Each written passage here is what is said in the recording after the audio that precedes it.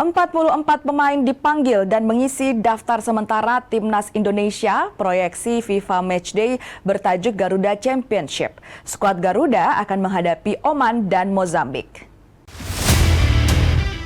FIFA Matchday Juni menjadi ajang persiapan skuad Garuda menuju Asian Championship dan Piala Asia 2027. Duel kontra Oman dan Mozambik dimanfaatkan pelatih John Hartman memantau kondisi fisik, mental, dan teknik para penggawanya.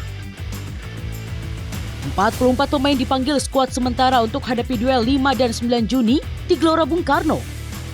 Pemain yang dipanggil merupakan gabungan antara pemain diaspora dan para penggawa yang berkompetisi di liga domestik. Seluruh pemain yang berkompetisi di level Eropa masuk daftar skuad. Sementara ada sejumlah kejutan. Di antaranya Witan Sulaiman, Egy Maulana Fikri yang sempat jadi langganan pada era kepelatihan Sinteyong. Pun Excel Runtukahu yang kembali diberi kesempatan oleh John Hartman. Hartman bilang pada jendela FIFA Matchday Juni akan ada 2 slot untuk pemain yang berkompetisi di liga domestik. So I will assess the domestic players in this window. If some of those domestic players perform well, I may bring them to June. I have 1 or 2 spots available for the June window.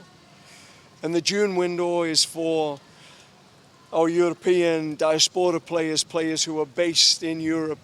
I will have a European-centric squad for the June window.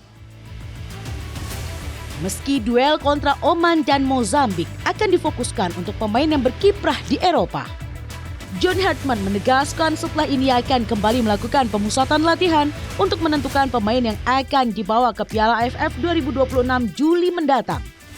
Tak masuk dalam kalender FIFA, turnamen antar Asia Tenggara akan diperkuat sejumlah pemain yang berkiprah di Super League. Rinintani Kenbon dan Wicaksono, Kompas TV, Jakarta.